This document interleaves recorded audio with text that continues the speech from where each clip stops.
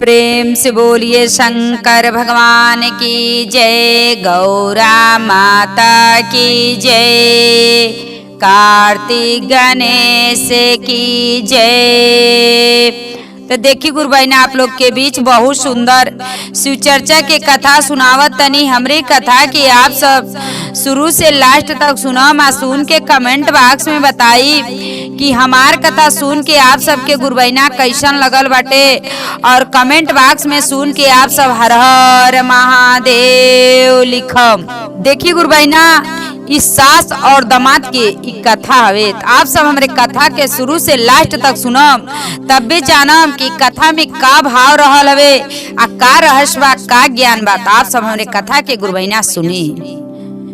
देखिए एक गांव में गुरु बहिना रहली, एगो गांव में गुरु बहिना रहली, एगो उनकी एगो औलाद रहने, एगो उनके संतान रहने, और बहुत अच्छा रहने। कहीं से देखी गुरु बहिना के साथे कुछ भी भइल, कितनो उनके कपारे पे कितनो उनके विपत्ति पड़ल, कितनो दुख पड़ल, लेकिन भगवान के पूजा कैल ना छोड़ली, महादेव जी के पूजा कैल कब्बो ना छोड़ली। कहली कितनो विपत आए लेकिन भगवान के हम भक्ति कैल ना छोड़ब। उनकर पति देव भी मर गई ने, तब वो ही ना कहली कि हमार सुहाग चल गई। तब भगवान के इतना ते पूजा करत रही लेकिन हमार सुहाग चल। कहली हमरे कर्म में जौन लिखल रहल तौन भइल, लेकिन जौन एगो औलाद बाने उनकर मुंह देख के हम बानी। देखी भगवान के महादेव जी के गुरु बहिना बहुत पूजा करत रहली। जौन उनके एगो संतान रहने, जैसे भगवान के पूजा करत रही वैसे उनके भगवान धन दौलत सब कुछ भरले रहने। एगो इतने के रहल कि उनकर सुहाग नाय उनकर रहल, आ एगो उनके संतान रहने। देखी इतना अच्छा से अपने बेटा के ज्ञान देत रहली, बुद्धि देत रहली, कभी भी उनके अपने बेटा के गलत शिक्षा ना देत रहली। जैसे भगवान के दरबार में जा, महादेव जी के दरबार में जा, तब वो महादेव जी से कहें कि जौन हे भोलेनाथ जवन हमार एगो संतान बाने उनकी अच्छा ज्ञान दे, अच्छा बुद्धि दे, अच्छा नॉलेज दे। इहे कहे महादेव जी से। कहली कि हमार सुहाग चल गई ने, तो एगो अब उहे बाने, हमरे दिन रात के उहे बाने। देखी महादेव जी कुछ के बेचारी के कुछ के कमी ना कैले बाने। अब बेटा के पढ़ा लिखा के अब बेटा जब कमाए लायक हो गए ने, कमात रहने, तब कहली सोचली गुरु बहिना अब तो बेटा हमार सियान हो गइल बाने, कमात ने, पढ़ लिख गइल बाने, सब कुछ हो गइल बा। अब बेटा हमार शादी करे लायक हो गइल बाने, बेटा के शादी कैल अब जरूरी बाटे।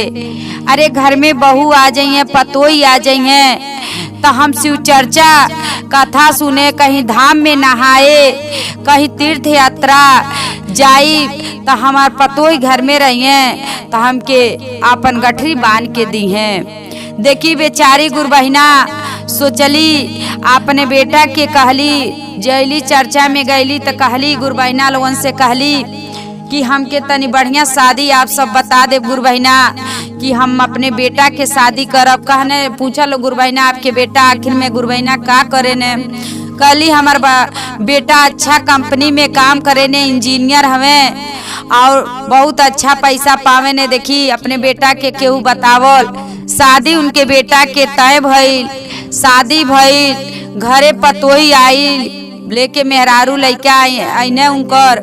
आ देखी जब पतोही गुरु बहिना की आ गईली घर में, अभी बेचारी गुरु बहिना देखी अब सोचली कि पतोही आ गइल वाली, तो कुछ दिन उनके खाना बना के खियली। आ कहली अब तू है कल, अब तू आज से खाना तू बनैह, आ तनी हमहू अब चर्चा में जाए। अब तू बालू तो भगवान के भक्ति में अब उम्र तक खत्मे हो गइल बा, अब भगवान के भक्ति कैल जरूरी बाटे। देखी भगवान के अब भक्ति करत रही, पूजा करत रही। पतोहा जौन उनकर आइल रहली, ये बेटा के बियाह कैली जौन आयल रहली उनकर पतोहा तवनी अब बुढ़िया के देखा दिन भर पूजे में लगल रहेली। आ कहीं अगर तीर्थ यात्रा लगी कहीं धाम लगी तो अपने बेटा से कहिए ये बेटा हम जातनी तीर्थ यात्रा धाम में जातनी। देखी काहे से ऐसा इनकर पतोही मिलल रहेली गुरु बहिना के कि इनकर माई जौन रहेली पतोही की इनकर माई रहेली त कबो भगवान के भक्ति ना कैले रहेली, कबो भगवान के पूजा ना कैले रहली। तो देखी जवन माई के ज्ञान रहल उहे बेटी के ज्ञान रहल। आके वैसे ससुरा में अपने सास के संगे करत रहली। एक दिन कहली ऐसे जात रहली दाम में तीर्थ यात्रा में, एक दिन अपने बेटा आइल हने घरे कहनी कि ये बेटा आ लगल बा नहान आ धाम बाटे आ जा तनी तीर्थ यात्रा करे। कहली कि बेटा कहने ठीक बा माई जा। तो कहली कि बेटा जा तनी 1 महीना के लिए नहान बा, हम 1 महीना नहान में हम रहब। देखी 1 महीना चाहे 1.5 महीना नहान बा, हम नहान में ये बेटा रहब आ वही जा हम रहब। आ जब नहान खत्म हो जाई तो तू हमके ले चलतला वहाँ ले चलतला, लेकिन नहान जब खत्म हो जाई जब वहाँ हमार सब कुछ खत्म हो जाई तो तू हमके वही जगह अइहा हमके बुलावे। देखी बेटा कहने ठीक बा माई तू जैसे कहबू आ वैसे हम करब। देखी लेकिन पतोहिया त गुरु बहिना के पतोहिया कुछ बोली ना पावत तली। हम कैसे जब बेटउआ सारा बतिया मानत तने तो हम कैसे बोली, अगर हम बोलब तो इनकर बेटा हमके कहीं मारे लगे। देखी उनके अंदर डर भी गुरु बहिना रहल, लेकिन उ का कैली बिहान अब देखी गुरु बहिना के जाए बा नहाए, बिहान जाए बा नहाए आ का कैली आजू राती के उठ के आ गाय चाहे भैंस देखी गोबर कैले बाटी आ का कैली जाके गोबर ले आके गोबर राती के आ ले आके ओके लड्डू बना के धो देली, ले आके लड्डू बना के धो देली, ओके पैक कर देली। पैक कर के सब कहली कि ये मम्मी अब आपके नहाने भर जाए के भर तैयार होके बा, बाकी हम आपके सब ले जाए के सामान सब हम इकट्ठा कर देले बनी, सब हम बांध देले बनी, आपके कुछ करे के नहीं बा। देखी अब गुरु बहिना उ अपने पतोहा के भरोसा पे कई के आ जवन सामान रहल एगो निकाल के देखली ना बेगे में से कि हाँ हमार पतोहिया का धैले वाली। देखी इतना के कि एगो कुछ खाए के ना रखले रहली आ कह देली कि हम लड्डू बना के रखले बानी। लेकिन देखी गुरु बहिना उ का रखले रहली अपने सास के लिए जातली धाम तक गोबरे के लड्डू बना के उ रखले रहली। देखी जब बेटा ले गई ने माई के चौपाल के स्टेशन पे ले जाता ने गुरु बहिना, तो जवन बेग रहल उ बेग जब अपने पीठी पे टंगले बाने तो गोबरा में पानी रहल। जब गोबरा में पनिया रहल तो लइकवा के सटवा ले लगत रहल, गुरु बहिना के लइकवा ले जात रहने बेगवा तो उनके सल्टवा ले लगत रहल। तो कहत ने ए माई आ देखबू काहे सल्टवा हमार भीगता, काहे हमके ठंडा लगता। तो माई कहतली ये बेटा लगता पतोहिया बनौले वाली तो हर मेहरारू बनौले वाली, लड्डूया बनौले वाली तो लगता घिउए में बनौले वाली नहीं डाल तो उहे घिउआ पसीजता। देखी तब वो बुढ़िया अली ई ना कहतली गुरु बहिना ई ना कहतली कि ठीक बा बेगवा उतार आम खोल के देख ली का हो। देखी अपने पतोहा के भरोसा पे बेग खोल के ना देखले वाली। अब बेटा माई के ट्रेन पकड़ा दहने अब माई देखी अब धाम में चल गईली। जब माई धाम में चल गईली अब गईली रात हो गई, सवेरे अपन का कैली सवेरे नहैली धोली आ नहा धो के आ भगवान के पूजा कैली आ सब जानी के पूजा क के आ सोचली अब चलत तनी कुछ नाश्ता कली जौन हमार पतोहिया लड्डूया देले वाली चली लड्डूया खा लिया। देखी बेगम का धैले वाली अब ते पूजा उजा कई लेनी। केहू भी अपन पूजा देखी गुरु बहिना कली तो पेट ते केहू बांध के रही ना। अब जब निकलली बेगे में से आ जब पन्नी खोलली तो देखत अली, पन्नी जब खोलत अली तो देखत अली तो गोबरे के लड्डू हो। अब तुरंत पन्नी के मुंह बांध देली आ देखी जब तो तौले देखी कितना महादेव जी का साधु के वेश में हुआ के आ उनके जहाँ रहली ताके कहत न कि हमहू के द खाए के, कहतली कि हमरे लगे कुछ ना बा का दी खाए के, ना तो जौन बात तौने हमके द तू खाए के। कहतली कि ना हमरे लगे कुछ ना बा। देखी उ कैसे दे गुरबाइना, जब उनकर पतोहिया देले वाली गोबरे के लड्डू देले वाली तू पीछे पन्नी चुरा ले हली। अब सोचतली कैसे बाबा के दी, हमसे बाबा बार बार मांगत तने, तो कहत तने बाबा कि ना जवन बात तौने हमके दो, हम तौने कहत तने बाबा कि पिछवा चुरावत तलू हम देखत ना बनी, हम देखत तनी हमके वही में से दो। देखी अब का करें, गुरबहिना कहली ना गोबरे के लड्डू ह, कहली सोचली अबे कहब तो बाबा कहिए कि सही में ले आवा, बाबा के हम समन में खोल दी। देखी जब बाबा के सामने पन्नी खोलत तली तो देखी वो बहुत बढ़िया घिउए में के लड्डू बन गई। उ इतना देखी गोबर के उ लड्डू रहल गुरबहिना, अब महादेव जी के लीला कि देखी उ घिउए के लड्डू बन गई। अब तो उ सोचे लगली कि हमार ते पतोहिया देले रहली गोबरे के लड्डू, ई तो बन गई घिउए के लड्डू। देखी जब इतना उ सोचली तब देखी गुरबहिना अब का कैली, अब रहली 1 महीना रहली, 1 महीना से ऊपर रहली, 1.25 महीना रहली।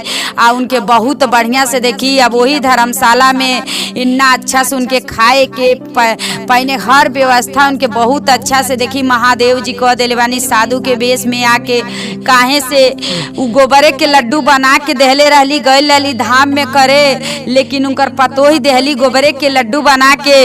लेकिन देखी महादेव जी कैसे अब गुरबहिना के पेट वहाँ भरत तनी, जब उतना दिन रहली आ देखी जहाँ बूढ़ी रहली गुरबहिना बूढ़ रहली, लेकिन देखी जैसे जैसे उ लड्डू खात रहली, वहाँ के भोजन जैसे जैसे खात रहली वैसे वैसे इनकर शरीर बहुत अच्छा होखत गईल, बहुत सुंदर हो गईली। जैसे मनई कहल जाला आधा बूढ़ रहने आधा जवान रहने, बीच में उनकर उम्र हो गईल।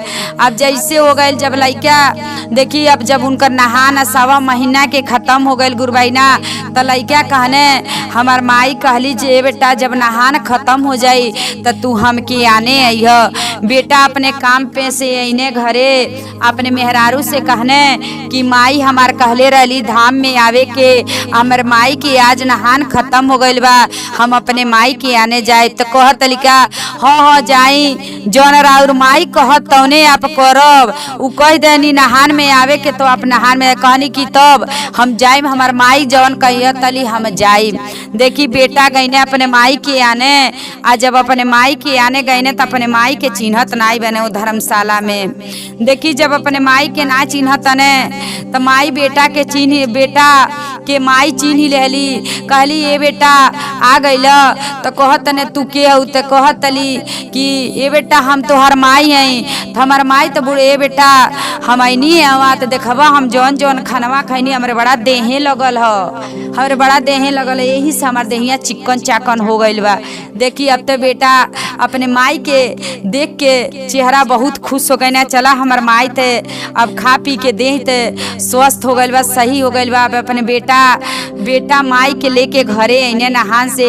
आज जब पतोहिया देखली तो कहतली ई हमार सास हुई, बेटा कहने हाँ ये हमार माई है। तो हमार सास से तना रही तो नाई, तो कहतली माई की जान तल बेटा जब बाली न देले रही जौन घिउआ के लड्डुइया देले रही बहुत मस्त रहल, उहे लड्डुइया खैनी ने तो हमार देहिया ऐसन हो गईल।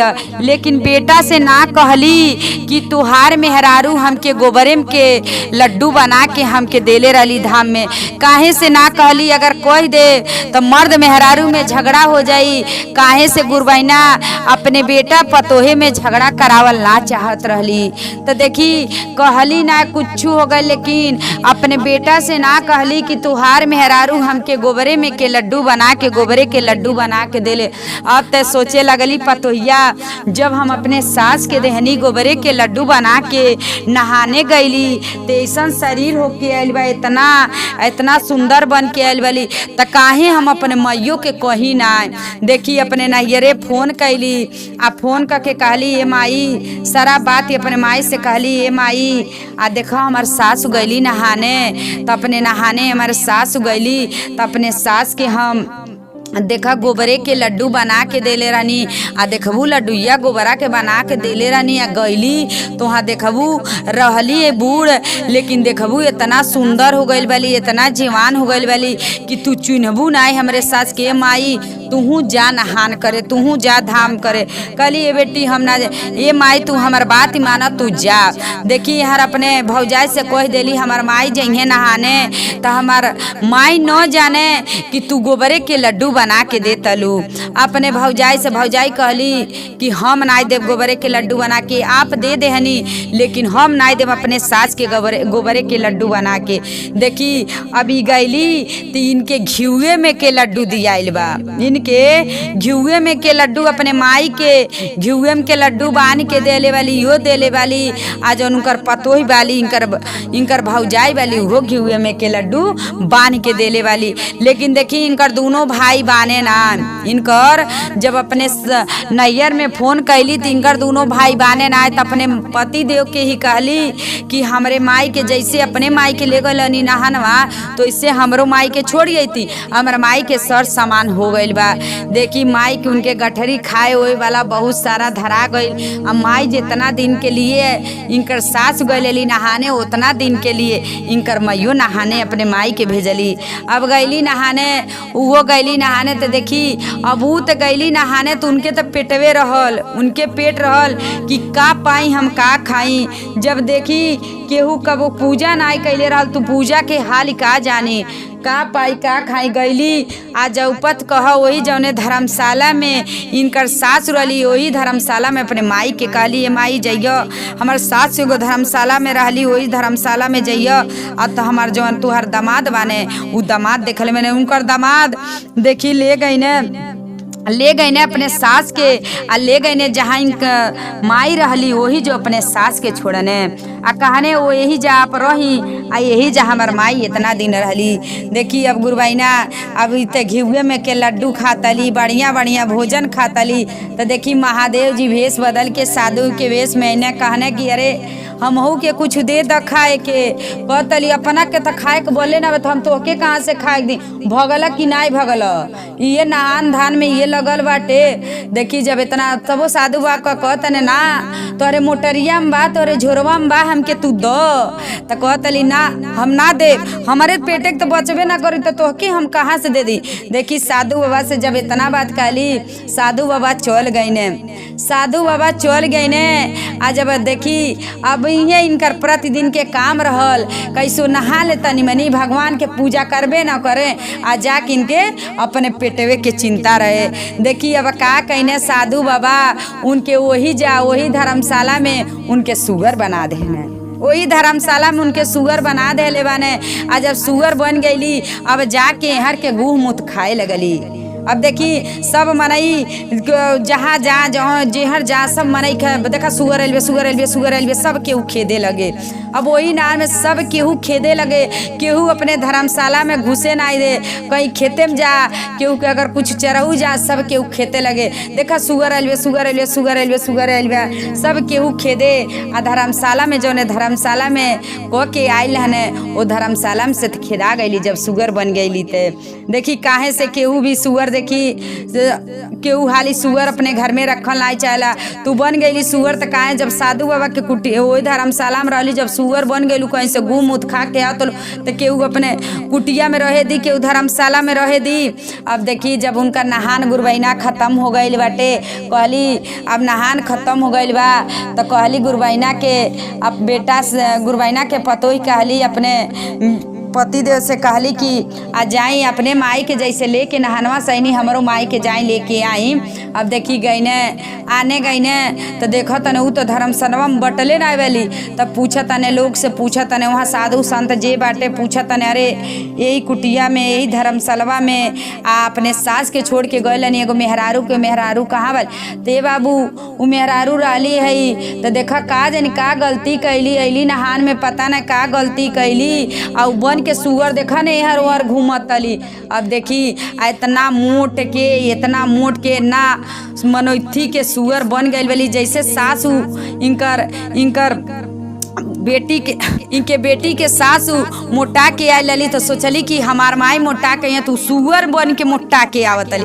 अब का भइल कि गईने तो अपने सासू के का कहीने गाड़ी चरपैया कहीने पिकअप वही में लदवने वही में लदवा के आ बनवा के आ लेके घरे न तो कहतली आ गई न तो कहतली कि हमार माई का आवे तो तुहार माई तो हौका वाली और पिकैया जौन बाटे वही पिकैया गड़ियम वाली तो काहे हमार माई पिकअप में। अरे तो जान तलू तुहार माई खूब मोट के हो गई वाली, खूब मोट के आ खूब सुंदर के हो गई वाली। तो जा तली जब पिकअप में निहारत तली तो देखो तली तो सुअर है, सुअर है। तो कहतली अपने मर्दे से कहतली कि तू तो कहतल हम आप तो कहतनी हमार माई है, माई पिकैया वाली तू का तो तुहार माई ने सुअर बन गई वाली, तूहे लाद के ले आयल बनी गईनी तो पावत ना रहनी। तो वहाँ के जितना साधु संत रहने तो उहे लोग कहल कि हौका रहली औरत, लेकिन का जनी का गलती कैली तो सुअर बन गईली।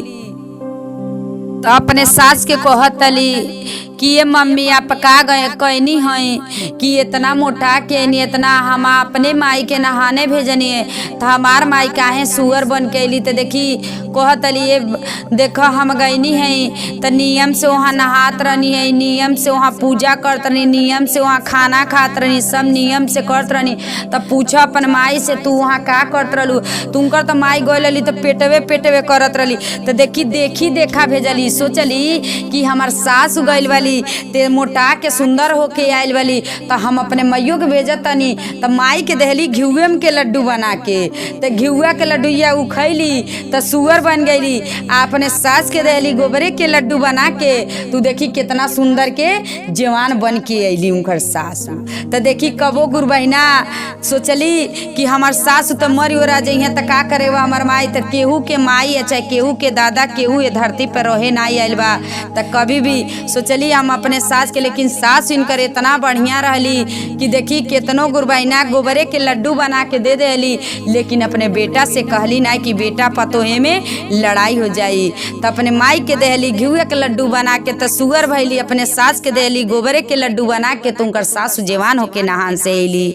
हर हर महादेव।